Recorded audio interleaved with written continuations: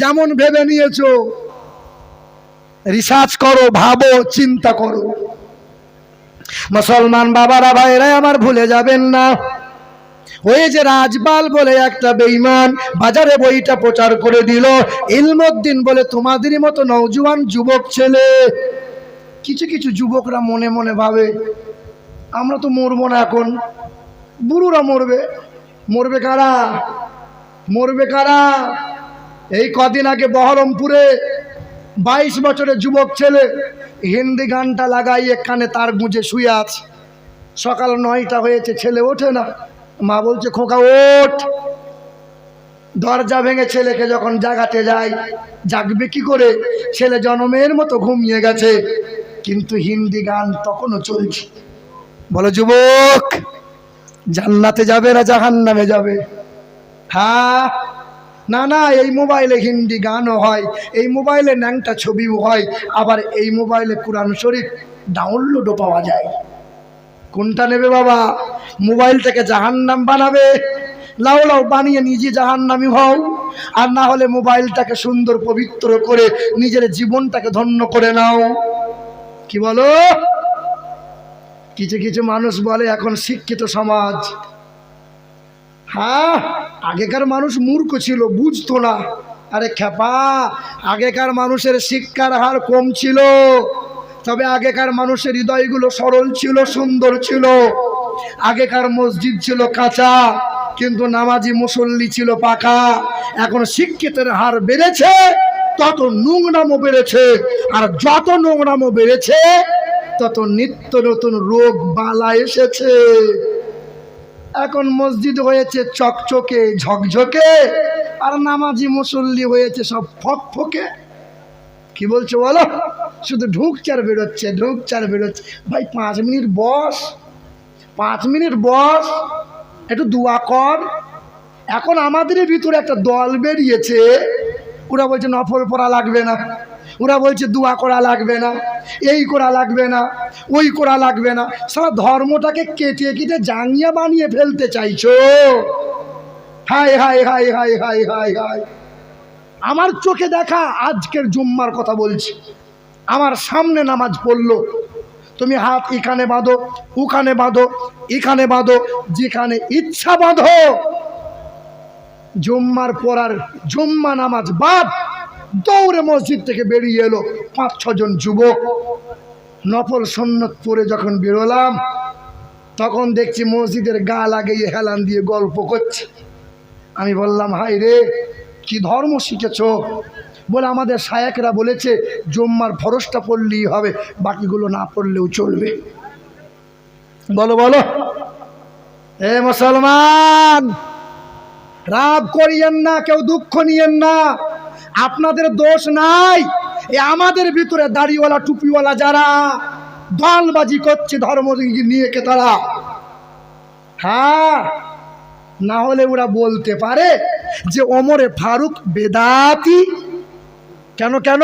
বলে ওমরে ফারুক 20 রাকাত তারাবি চালু করেছে, তাই তো বড় বেদাতি ওমর ছিল। কে ওমর? যে ওমরে ফারুক রাদিয়াল্লাহু তাআলা আনহু রাস্তা দিয়ে একবার চলে গেলে শয়তান 40 দিন যাওয়া বন্ধ করে দেয়। কে ওমর? কোরআনে 21টা আয়াত যার শানে নাজিল হয়েছে। কে ওমরে ফারুক? নবী বলে আল্লাহ পাক আমার পরে আর কাউকে নবী করে পাঠাবেন না। যদি আল্লাহ নবুয়তের দরজা খুলে রাখতেন তো আমার পরে ওমরে ফারুককে আল্লাহ নবী করে পাঠাতেন। কে ওমর? হাই হাই বাপ, বলো তো ইসলামের সবচেয়ে ক্ষতি করেছে কারা? হিন্দুরা, খ্রিস্টানরা, ইহুদিরা। কারা কারা? মুনাফিক মুসলমান যারা এই ধর্মেই থেকেই যারা ফুটো করেছে, যারা হযরত আলী রাদিয়াল্লাহু তাআলা আনহুকে নামাজের ওয়াক্তে ২০ মাখানো ভুজারি কে মেরেছিল? এই মুসলমান। কারবালার ময়দানে ইমাম হুসাইনের বিরুদ্ধে কারা তলোয়ার চালিয়েছিল? সব তো মুসলমান ছিল। ভাইরা আমার, মুনাফিক হয়ে যাবেন না, ধর্মটাকে এইভাবে বাদ দেবেন না। বলে আগেকার মানুষরা সব মূর্খ ছিল, আমরা এখন শিক্ষিত, আগেকার লোক জানতো নাকি? হ্যাঁ, বেটা জানো বেশি, জানো বেশি। কিছু কিছু মৌলানা মুফতি আছে, ওরা মনে মনে ভাবছে কবরে যাব আর ফেরেশতাকে বলবো আমি মুফতি ছিলাম। ফেরেশতা বলতে ভয়ে পালিয়ে যাবে, মুফতি সাহেব। কবরে যাওয়ার পরে বলবে আমরা বড় হাফেজ সাহেব ছিলাম। বাবাজিরা, না, দলবাজি করিয়েন না। তোমার ধর্ম, তোমার দিন, তোমার দল তোমার কাছে রাখো। মুসলমান ভাইরাই আমার, যুবকেরা নওজোয়ানেরা, কথা ভুলে যাবেন না। রাজপাল বলে বেঈমানটা বই প্রচার করে দিল। 19 বছরের নওজোয়ান যুবক ছেলে, ইলমউদ্দিন তার নাম। ওই ইলমউদ্দিনটা কি করেছিল? ইলমউদ্দিন মায়ের কাছে গিয়েছিল। মা বলল খোকা বাজারে যা, সবজি কিনে নিয়ে আই বাবা। 19 বছরের নওজোয়ান ছেলে, 5 বেলা নামাজ পড়ে, তাহাজ্জুদের নামাজ পড়ে।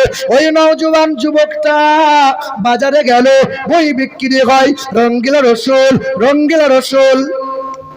ওই নওজোয়ান যুবকটা গরিবের ছেলে ছিল, কাঠ মিস্ত্রি ছিল, হাফেজে কোরআন ছিল।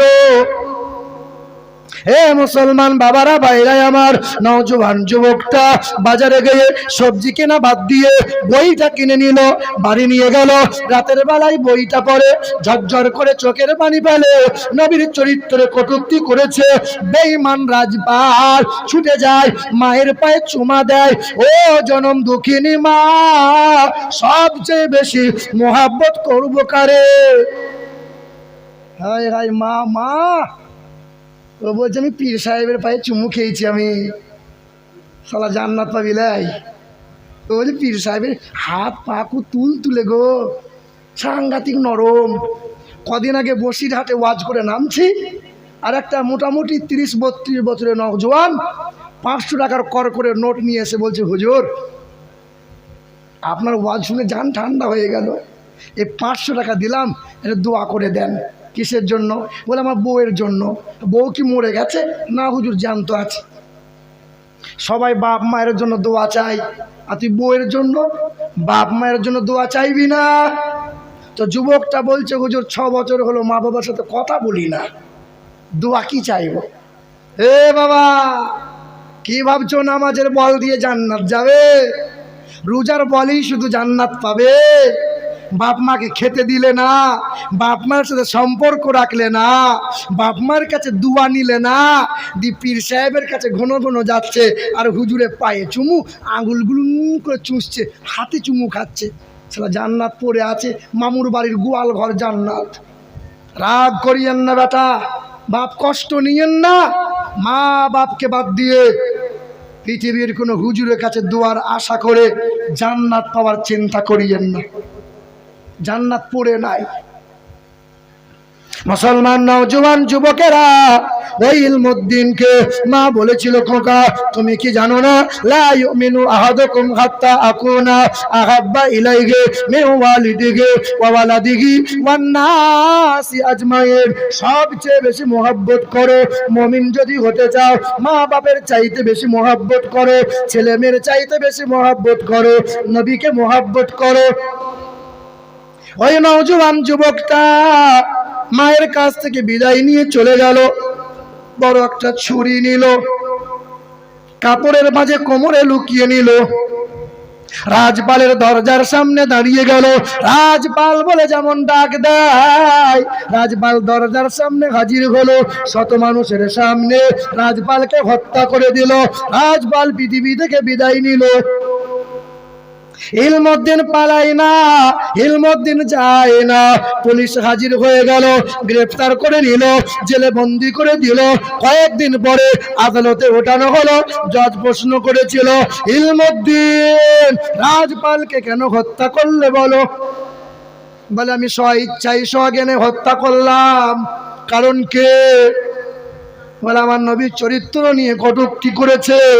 যারা নবীর চরিত্র নিয়ে আঙুল তোলে, কলম চালায়, পৃথিবীর জমিনে বেঁচে থাকার তাদের কোনো অধিকার নাই।